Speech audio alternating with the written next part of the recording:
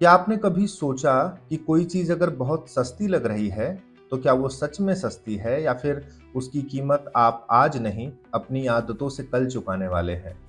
क्योंकि पैसा तो चला जाता है, लेकिन आदतें आपके साथ रह जाती हैं।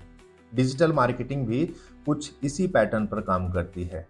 वो आपसे सीधे पैसा नहीं छीनती, वो आपको खर्च करने का तरीका सिखाती है और आपको कभी महसूस ही नहीं होता कि आप सिखाए जा रहे हैं। आपको लगता है ये मेरी पसंद है, ये मेरा डिसीजन है, ये मेरा कंट्रोल है, लेकिन असल में डिसीजन पहले ही तैयार हो चुका होता है। बस आप उस पर हस्ताक्षर कर रहे होते हैं।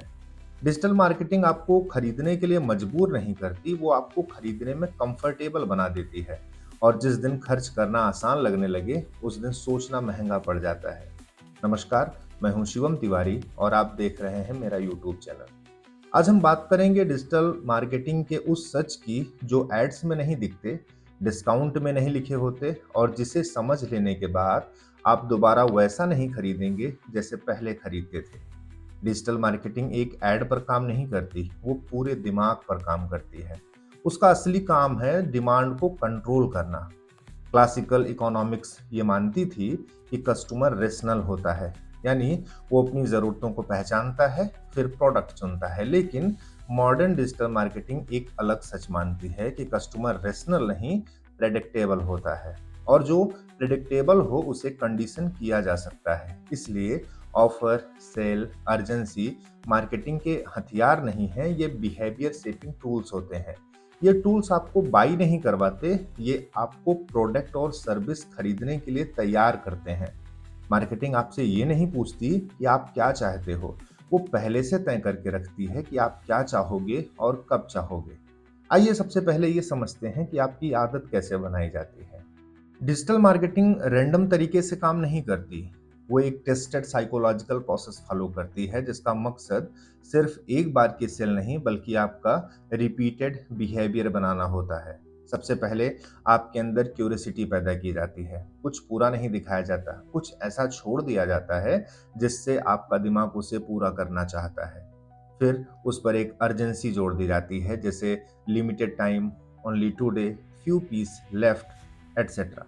ये शब्द केवल वर्ड्स नहीं होते, ये आपके सोचने के समय पर हमला होते हैं। उसके बाद आपको जस्टिफिकेशन दिया जाता है, free delivery, easy return, best value, most popular, ताकि आप अगर खरीदें तो आपको ये ना लगे कि आपने कोई गलत फैसला ले लिया है। फिर यही चीज एक बार नहीं, बार बार आपके सामने लाई जाती है। हर बार रेजिस्टेंस थोड़ा कम होता है, हर बार डिसीजन लेना थोड़ा आसान लगता है और धीरे धीरे खरीदना एक चॉइस नहीं, एक हैबिट बन जाता है। डिजिटल मार्केटिंग आपको कन्विंस नहीं करती, वो आपको आर्ग्यू करने का मौका ही नहीं देती। अब समझते हैं कि दिमाग फैसले कैसे लेता है। अब यहाँ से मार्केटिंग नहीं, साइंस काम करती है। ह्यूमन ब्रेन एक साथ नहीं सोचता, वो दो अलग अलग सिस्टम में काम करता है। पहला है फास्ट ब्रेन। ये ब्रेन तेज है, भावनात्मक है और बिना सोचे रिएक्ट करता है, जैसे एक्साइटमेंट, फियर, इम्पल्स, फोमो। ये ब्रेन अभी खरीद लो कहता है। दूसरा ब्रेन है स्लो ब्रेन।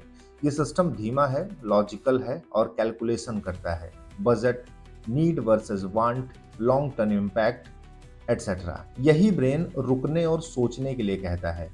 डिजिटल मार्केटिंग सीधे स्लो ब्रेन से बात नहीं करती। वो जानती है कि अगर स्लो ब्रेन एक्टिव हो गया तो सेल खतरे में पड़ जाएगी। इसलिए मार्केटिंग फास्ट ब्रेन पर हमला करती है, जैसे limited time offer, today only, last chance. ये वर्ड्स प्रोडक्ट की जानकारी नहीं देते, ये सोचने के समय को खत्म करते हैं। स्लो ब्रेन को डिस्कस करने के लिए टाइम चाहिए, मार्केटिंग उसी टाइम को छीन लेता है। इसलिए शायद खरीद के बाद आप खुद से कहते हैं कि पता नहीं क्यों खरीद लिया, सोचना चाहिए था, ज़रूरत तो नहीं थी। असल में आपकी गलती नहीं है, आपको सोचने का मौका ही नहीं दिया गया। अब बात करते हैं प्राइस साइकोलॉजी की। 199 और 200 में असल में सिर्फ ₹1 का फ़र्क है, लेकिन दिमाग के लिए ये फ़र्क ₹1 का नहीं होता, ये फ़र्क होता है 200 से कम का। इसी को कहते हैं बिहेवियरेबल इकोनॉमिक्स, यानी दिमाग पूरा नंबर नहीं पढ़ता, वो सिर्फ पहला अंक पढ़ता है। अब आता है एंकर प्राइसिंग। आपको दिखाया जाता है ₹6,999, फिर अचानक 3,999। आपका दिमाग $3,999 को महंगा नहीं देखता, उसे $6,999 के मुकाबले सस्ता देखता है। सेविंग महसूस होती है, भले ही आपने ₹4,000 खर्चे कर दिए हों। उसके बाद आता है रेफरेंस प्राइसिंग, जैसे most popular plan, best value, people also bought this. ये प्राइस कंपेयर करने के लिए नहीं होते, ये आपको सोचने से बचाने के लिए होते हैं। आप प्राइस नहीं चुनते, आप सजेस्टेड चॉइस चुन लेते हैं। मार्केटिंग प्राइस नहीं बदलती, वो प्राइस का एहसास बदलती है। और जब एहसास बदल जाए तो खर्च करना नॉर्मल लगने लगता है। असल में आप उस पॉइंट तक धीरे धीरे मेंटली ट्रेंड किए जा चुके हैं जहां खर्च करना पेनफुल नहीं बल्कि कंफर्टेबल लगने लगता है, और यही कंफर्ट सबसे महंगा पड़ता है। अब बात करते हैं डिस्काउंट की। डिस्काउंट सेल आपके फायदे के लिए नहीं होती। अगर डिस्काउंट सिर्फ आपको सस्ता देने के लिए होता तो वो हर दिन अवेलेबल होता। लेकिन डिस्काउंट हमेशा लिमिटेड टाइम के लिए क्यों होता है? उसका असली मकसद प्राइस को कम करना नहीं है बल्कि बिहेवियर बदलना है। डिस्काउंट का काम है बाइंग हेजिटेशन को तोड़ना, पहले खरीद को आसान बनाना, फिर उसी को बिहेवियर की तरह बार बार दोहराना। साइकोलॉजी कहती है इंसान अपनी पहली खरीद में सबसे ज्यादा रेजिस्टेंस दिखाता है। उसे डर होता है कि पैसा बर्बाद ना हो जाए। डिस्काउंट इसी डर को कम करता है। पहली बार जब आप डिस्काउंट में खरीदते हो तो दिमाग सीखता है कि ये सेफ था। दूसरी बार गिल्ट कम होता है, तीसरी बार हेजिटेशन गायब होता है, और चौथी बार खरीद ऑटोमेटिक हो जाती है। यही रीजन है कि जो चीज आपने पहली बार 499 में खरीदी थी, वही भविष्य में 999 पर भी नॉर्मल लगने लगती है। डिस्काउंट आज की सेल नहीं बनाता, वो फ्यूचर की प्राइसिंग एक्सेप्टेंस बनाता है। यानी डिस्काउंट आपको सस्ता नहीं देता, वो आपको महंगा सहने के लिए तैयार करता है। अब आते हैं केस स्टडी पर, जहां आप यूजर नहीं एक प्रोबेबिलिटी होते हो। अब एक सीन इमेजिन कीजिए। आप ऑनलाइन मार्केटप्लेस खोलते हो, आपको लगता है आप प्रोडक्ट देख रहे हो, लेकिन उसी मोमेंट सिस्टम आपको देखना शुरू कर चुका होता है। जहां आप यूजर नहीं होते, आप एक प्रोबेबिलिटी मॉडल होते हो। सिस्टम जानता है कि आप कितना देर प्रोडक्ट देखते हो, आप किस प्राइस पर स्क्रॉल करते हो, आपका कर्सर कब बाई के पास जाता है और कब आप एग्जिट करने वाले हो। ये रैंडम नहीं है, ये कैलकुलेशन है। जब सिस्टम को लगता है कि आप हेजिटेट कर रहे हो, तुरंत स्क्रीन पर आता है only 3 left, deal ends in 5 minutes. ये जानकारी नहीं होती, ये डिसीजन प्रेशर इंजीनियरिंग होती है। मार्केटिंग जानती है कि इंसान अनसर्टिनिटी में डिसीजन टाल देता है, इसलिए अनसर्टिनिटी हटाने के लिए प्रेशर डाला जाता है। जैसे लोग खरीद रहे हैं, स्टॉक खत्म हो रहा है, अभी नहीं लिया तो पछताओगे। ये प्रोडक्ट के बारे में नहीं बोलते, ये आपके डर से बात करते हैं। आप प्रोडक्ट नहीं चुनते, आप उस प्रेशर से एस्केप करने की कोशिश करते हो, और जब एस्केप का रास्ता बाई ना हो जाता है तो सेल हो जाती है। असल में आप प्रोडक्ट से नहीं, प्रेशर से छुटकारा खरीदते हो, और यही ऑनलाइन मार्केटप्लेस का सबसे बड़ा सच है। आप कस्टमर नहीं होते, आप कैलकुलेशन होते हो, और कैलकुलेशन हमेशा प्रॉफिट में बदली जाती है। अब बात करते हैं मिनिमम लॉस और मैक्सिमम इन्वेस्टमेंट के बारे में। अब यहाँ एक बात समझनी जरूरी है कि हर सस्ता प्रोडक्ट गलत नहीं होता, कई बार वो एक स्ट्रेटेजी होता है। कुछ प्रोडक्ट जानबूझकर लॉस में बेचे जाते हैं, यानी कंपनी जानती है कि इस सेल में उसे नुकसान होगा, फिर भी वो बेचती है, क्योंकि यहाँ गोल प्रोडक्ट नहीं होता, गोल हैबिट होता है। बिजनेस की भाषा में इसे कहते हैं लॉस लीडर स्ट्रेटेजी। एक ऐसा प्रोडक्ट जो खुद पैसा नहीं कमाता लेकिन कस्टमर को इकोसिस्टम के अंदर खींच लाता है। एक बार आप अंदर आ गए, फिर असली कमाई शुरू होती है। जैसे आप एक प्रिंटर खरीदते हो लेकिन इंक बार बार। प्रिंटर का लॉस इंक की डिपेंडेंसी से रिकवर हो जाता है। रेजर सस्ता है, ब्लेड महंगा। रेजर कोई प्रॉफिट नहीं देता, प्रॉफिट आता है ब्लेड से, और ब्लेड आपको बार बार चाहिए। यही खेल आप गुड नाइट में देखिए। मशीन सस्ती मिल जाती है, एक बार लगाइए काम खत्म, लेकिन रिफिल हर हफ्ते, हर महीने, बार बार। मशीन सिर्फ एंट्री है, असली कमाई रिफिल की आदत से होती है। मॉडल हर जगह वही है, पहले प्रोडक्ट को सस्ता बनाओ, फिर उसे एक ऐसी चीज से जोड़ दो जिसके बिना वो अधूरा हो जाए। आपको लगता है आप कन्वीनियंस खरीद रहे हो, असल में आप डिपेंडेंसी खरीद रहे होते हैं। अब आगे बात करते हैं ब्रांड लॉयल्टी के बारे में। ब्रांड लॉयल्टी अक्सर क्वालिटी से नहीं बनती। अगर क्वालिटी ही वजह होती तो लोग हर बार बेस्ट प्रोडक्ट चुनते, लेकिन रियलिटी कुछ अलग है। ब्रांड लॉयल्टी बनती है डिसीजन फटीक से। डिसीजन फटीग का मतलब दिन भर छोटे बड़े फैसले लेने के बाद दिमाग थक जाता है। जैसे क्या पहनूं, क्या खाऊं, कहाँ जाऊं, क्या खरीदूं। हर डिसीजन मेंटल एनर्जी खाता है और जब एनर्जी कम होती है तो दिमाग शॉर्टकट ढूंढता है। मार्केटिंग इस कमजोरी को बहुत अच्छे से समझता है, इसलिए वो शॉर्टकट देता है। जैसे trusted brand, most reliable, everyone uses this. ये लाइन प्रोडक्ट के बारे में नहीं होती, ये दिमाग को सिग्नल देती है कि सोचने की जरूरत नहीं है। यही मोमेंट सबसे ज्यादा डेंजरस होता है। जब आप कहते हो यही ले लेते हैं तो असल में आप ये कह रहे हो कि मैं अब कंपेयर नहीं करना चाहता। और यही सेंटेंस सबसे ज्यादा प्रॉफिटेबल होता है। और जिस दिन कंपैरिजन खत्म हो जाए उस दिन मार्केट को आपसे बहस करने की जरूरत नहीं पड़ती। अब बात करते हैं इन्फ्लुएंसर इकोनॉमिक की, यानी भरोसे की बिक्री। अब यहाँ से मार्केटिंग एक और लेवल ऊपर जाती है। इन्फ्लुएंसर आपको प्रोडक्ट नहीं बेचता, वो बेचता है आपका ट्रस्ट। जैसे मैं भी यही यूज करता हूँ, ये मेरे लिए रूटीन का हिस्सा है। ये लाइन लॉजिक से नहीं इमोशन से बात करती है। साइकोलॉजी में इसे कहते हैं ट्रस्ट ट्रांसफर।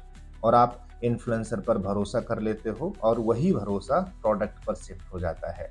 आप ये नहीं सोचते क्या ये सच में अच्छा है या नहीं, आप सोचते हो अगर ये यूज कर रहा है तो सेफ होगा।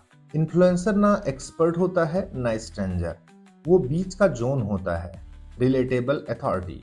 आप उसे रोज देखते हो, उसकी आवाज रोज सुनते हो और उसकी लाइफ फॉलो करते हो। साइकोलॉजी से कहती है पैरासोशल रिलेशनशिप। आप उसे जानते हो, वो आपको नहीं, लेकिन दिमाग इस फर्क को इग्नोर कर देता है। इसलिए इन्फ्लुएंसर मार्केटिंग इतनी पावरफुल होती है, क्योंकि आप प्रोडक्ट नहीं खरीदते, आप पहचान उधार लेते हो। मैं भी ऐसा दिखना चाहता हूँ, मैं भी ऐसा फील करना चाहता हूँ।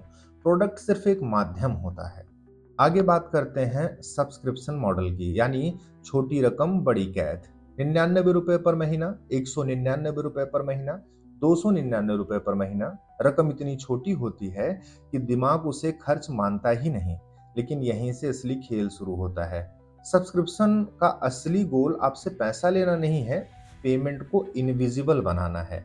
अगर आप एक बार सब्सक्राइब कर लेते हो तो हर महीने पैसा कटता रहता है बिना किसी डिसीजन के। कोई हेजिटेशन नहीं, कोई गिल्ट नहीं, कोई सोचने का पल नहीं।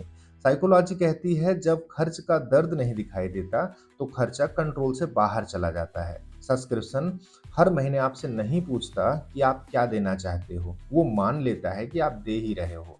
कैंसिल का ऑप्शन होता है लेकिन आसान नहीं होता, क्योंकि स्ट्रेटेजी ही यही है कि आप भूल जाओ, बस आप पे करते रहो। और जब इंसान भूल कर खर्च करने लगता है तो वो ग्राहक नहीं होता, वो रेवेन्यू सिस्टम बन जाता है। अब बात करते हैं साइकोलॉजिकल ओनरशिप की।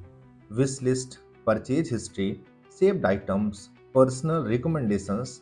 ये फीचर सुविधा के लिए नहीं बने हैं, ये बने हैं इमोशनल इन्वेस्टमेंट के लिए। जब आप किसी ऐप में अपनी पसंद जमा करते हो तो दिमाग कहता है ये मेरा स्पेस है। साइकोलॉजी से कहती है साइकोलॉजिकल ओनरशिप।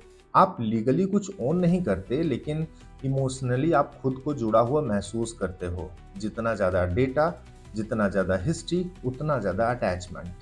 और अटैचमेंट का मतलब है छोड़ने में दर्द। मार्केटिंग ऑनरशिप नहीं देती, वो ऑनरशिप का इल्यूजन देती है। और इल्यूजन छोड़ना सबसे मुश्किल होता है, इसलिए लोग कहते हैं इतना सब छोड़कर दूसरे ऐप पर जाना मुश्किल है। अब समझते हैं इकोनॉमिक इम्पैक्ट की, जिसमें आदमी दिखता तो अमीर है लेकिन वो होता बहुत कमजोर है। डिजिटल मार्केटिंग देश की इकोनॉमी नहीं तोड़ती, वो कस्टमर की पर्सनल इकोनॉमी तोड़ती है। धीरे धीरे एक पैटर्न बनता है, सेविंग हैबिट्स खत्म हो जाती हैं, ईएमआई लाइफस्टाइल नॉर्मल बन जाती है, इमरजेंसी फंड कभी बनता ही नहीं है। आप बाहर से कंफर्टेबल दिखते हो, नया फोन, सब्सक्रिप्शन, ऑनलाइन कन्वीनियंस, लेकिन धीरे धीरे आप अंदर से फाइनेंशियली फ्रजाइल हो जाते हो। एक छोटा सा शॉक जैसे जॉब लॉस, मेडिकल इमरजेंसी और पूरा सिस्टम हिल जाता है। ये गरीबी नहीं है, ये उससे भी खतरनाक चीज है जहां अर्निंग है लेकिन सिक्योरिटी नहीं होती। डिजिटल मार्केटिंग आपको गरीब नहीं बनाती, वो आपको कमजोर बनाती है। अब बात करते हैं कि इसका सल्यूशन क्या है, हम इससे बचें कैसे। दरअसल डिजिटल मार्केटिंग इमोशनल है, वो फास्ट ब्रेन से बात करती है, इसलिए कस्टमर को जानबूझकर स्लो ब्रेन को एक्टिवेट करना पड़ेगा। पहला नियम है 24 आवर बाइंग रूल, यानी कोई भी नॉन एसेंशियल चीज तुरंत मत खरीदो। खुद को 24 घंटे दो। अगर 24 घंटे बाद भी वही एक्साइटमेंट रहे तो शायद उसकी जरूरत है। लेकिन अगर एक्साइटमेंट मर जाए तो समझ लो वो सिर्फ एक मार्केटिंग थी। दूसरा नियम कहता है प्राइस हिस्ट्री चेक। आज का डिस्काउंट कल का नॉर्मल प्राइस भी हो सकता है। खरीदने से पहले देखो क्या ये सच में सस्ता है या फिर सस्ता दिखाया जा रहा है। प्राइस हिस्ट्री मार्केटिंग के इल्यूजन को तोड़ देती है। तीसरा नियम, हर महीने अपने बैंक के स्टेटमेंट को देखो। पूछो कि मैं किन चीजों के लिए पैसा दे रहा हूं जिन्हें मैं शायद यूज ही नहीं कर रहा।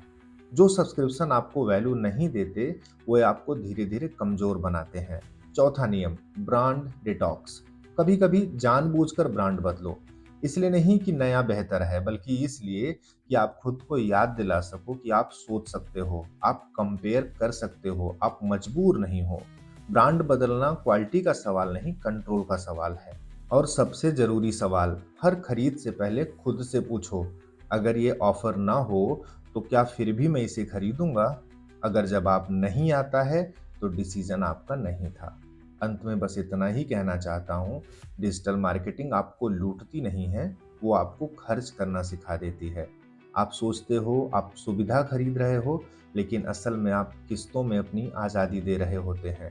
और अंत में बस इतना ही कहना चाहता हूँ कि डिजिटल मार्केटिंग आपको लूटती नहीं, वो आपको खुद खर्चा करना सिखा देती है। आप सोचते हो आप सुविधा खरीद रहे हो, लेकिन असल में आप किस्तों में अपनी आज़ादी दे रहे होते हो। जब इंसान अपने खर्चों पर कंट्रोल खो देता है तो वो पैसा नहीं हारता, वो चॉइस हारता है। और जिस दिन चॉइस खत्म हो जाती है उस दिन फ्रीडम सिर्फ एक वर्ड बनकर रह जाती है। याद रखिए, कन्वीनियंस सस्ती लगती है लेकिन सबसे महंगी चीज़ वही होती है। आपने इस वीडियो को अब तक देखा, आपका धन्यवाद।